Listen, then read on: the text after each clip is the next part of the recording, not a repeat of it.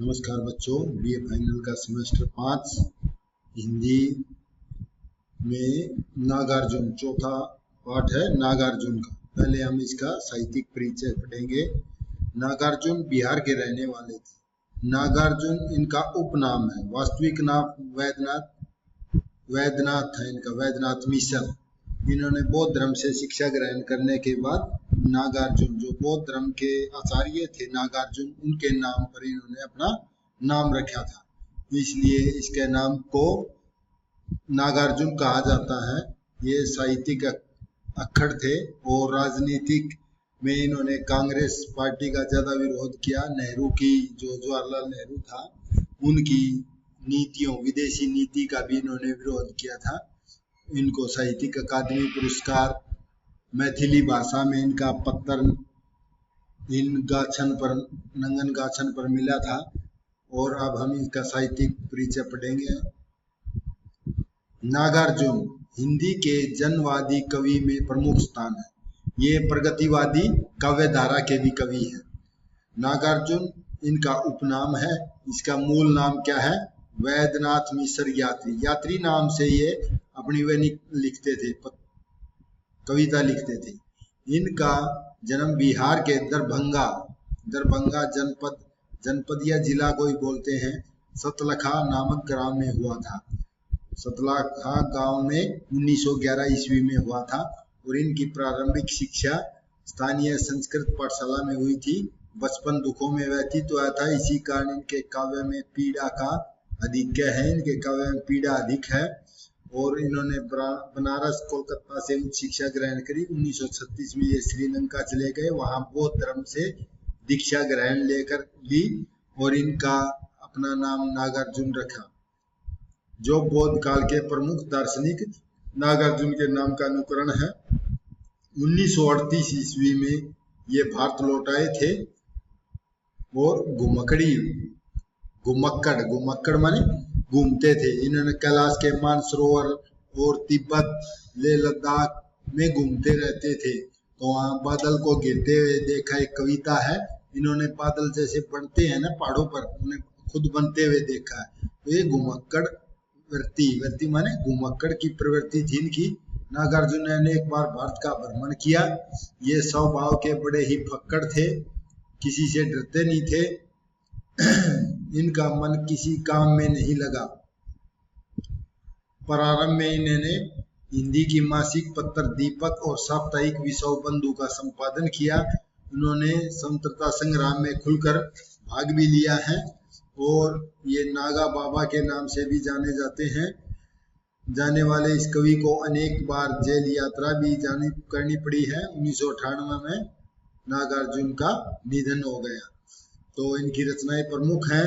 संस्कृत और बंगला मैथिली भाषा में इन्होंने काफी रचनाएं लिखी हैं। हम हिंदी की पढ़ेंगे, जो हिंदी में लिखी हैं।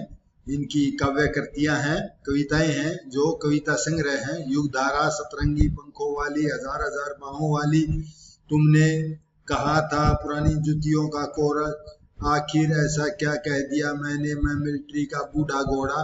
और खंड काव्य है ये भस्मांकुर, जो शिव और पार्वती के बारे में वर्णन किया गया है। और इनके उपन्यास भी लिखे, नवरुण के बेटे, हिरियक जयंती, बल्चनमा, रतिनाथ की चाची, ये इनके परिवार से संबंधित है, रतिनाथ की चाची।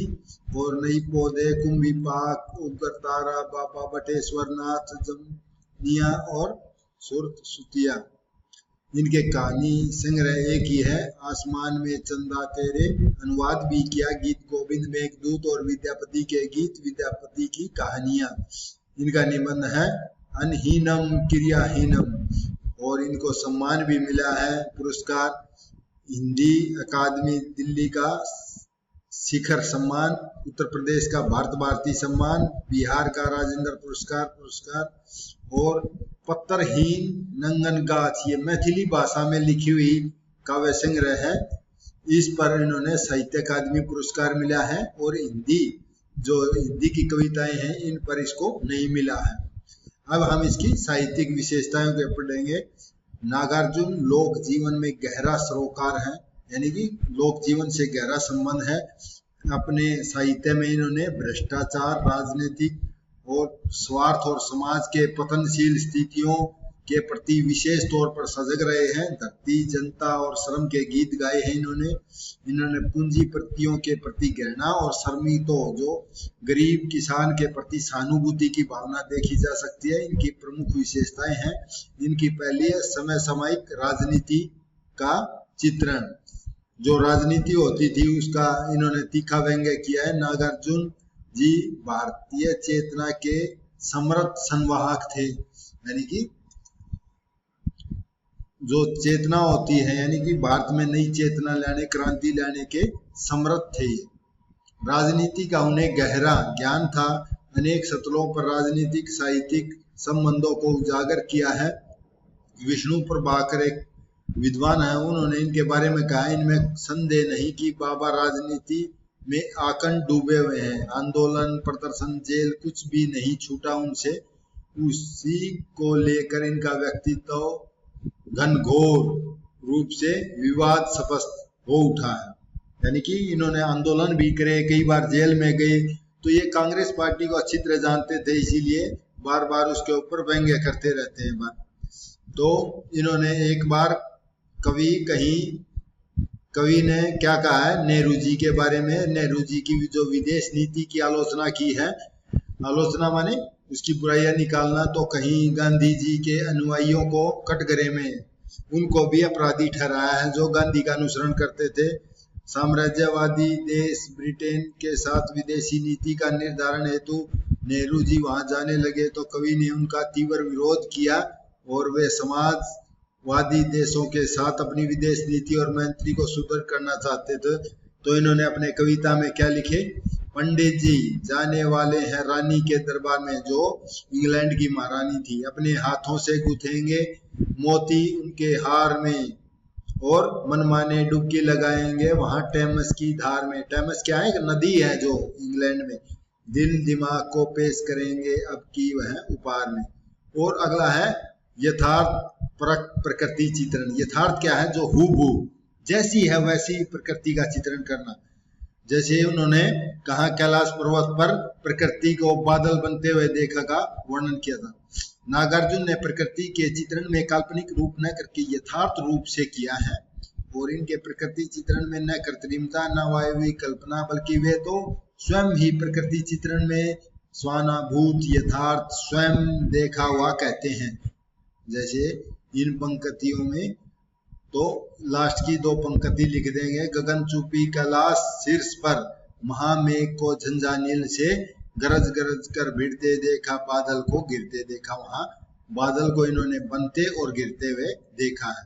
वे यथार्थवाद के कठोर धरती के गीत गाते हुए मिट्टी से अपना संग संबंध दिखाते हैं। अपने मन में प्रकृति के प्रति गहरी आत्मीयता और रागात्मक जुड़ाव है।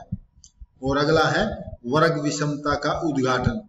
वर्ग विषमता क्या होती है, जैसे शोषितों के प्रति सहानुभूति और जो शोषक हैं, जो खून चूस रहे हैं गरीब आदमी का, उसके प्रति घृणा। तो नागार्जुन ने अपनी कविताओं में किसान मजदूर की दयनीय अवस्था का चित्रांकन किया, साथ ही उनके रास्ते में आने वाली बाधाओं का चित्रण किया है।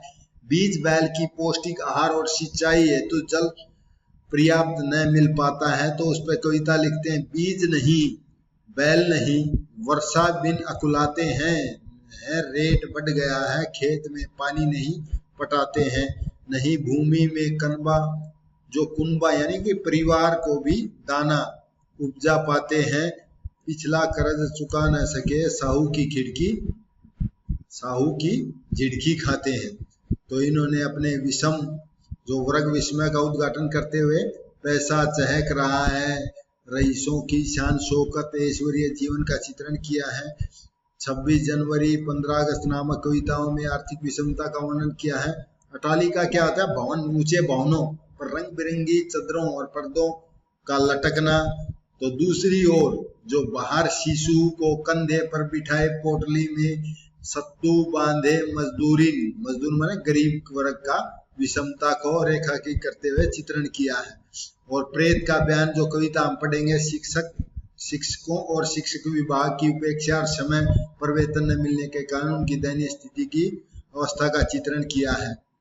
तो ऐसे ही अगला है इनका नारी के प्रति प्रगतिशील दृष्टिकोण। इन्होंने नारी की अपनी रचनाओं में नारी के प्रति एक नवीन दृष्टिकोण प्रस्तुत किया है। समाज में वह भी शोषित पीड़ित मानवता का हिस्सा है। शोषित दलित पीड़ित नारी की समस्याओं को उठा करके नारी को नई दृष्टि प्रदान की है। कवि ने नारी को भोग्य और घृणित रूप के प्रति उन्होंने विद्रोह करता है और उसे पुरुष के समान अधिकार दिलाने के लिए समाज में लड़ाई लड़ता है। कवि इसमें नारी जागरण की भावना उद्दीपित करता है। चिरकाल से शोषित उपेक्षित नारी को मुक्त करना चाहता है।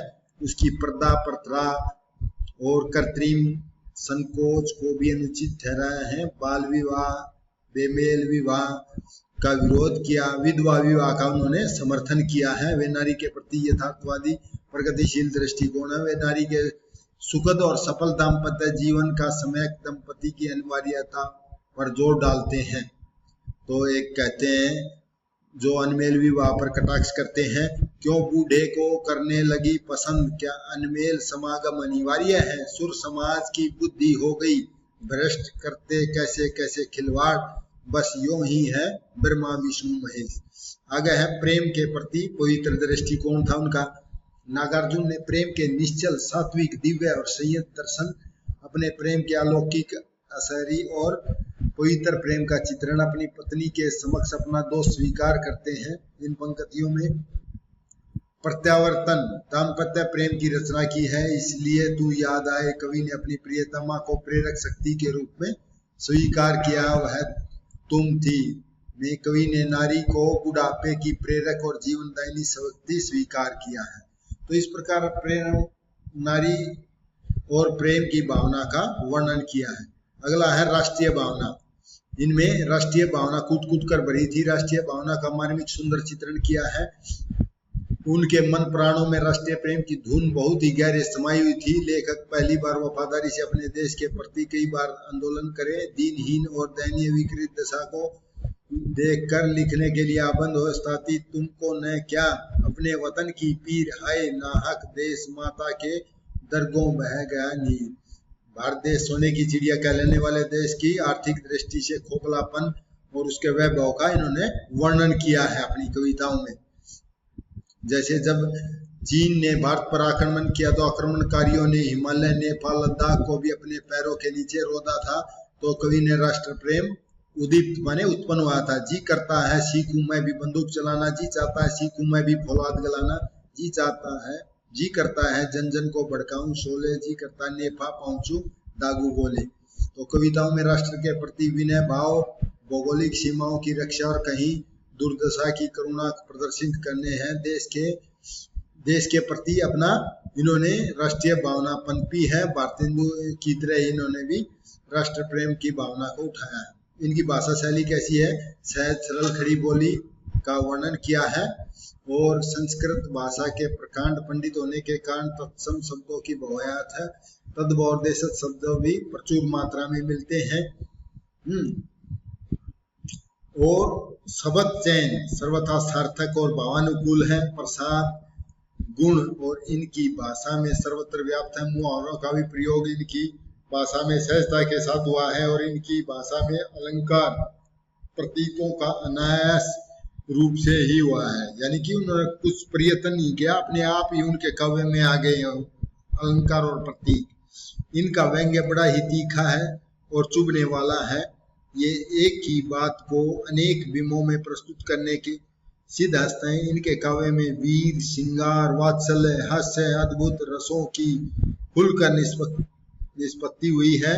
इन्होंने शैली का चयन अपने विषय को ध्यान में रखते हुए किया है। प्रयुक्त वर्णनात्मक शैली का उदाहरण देखो।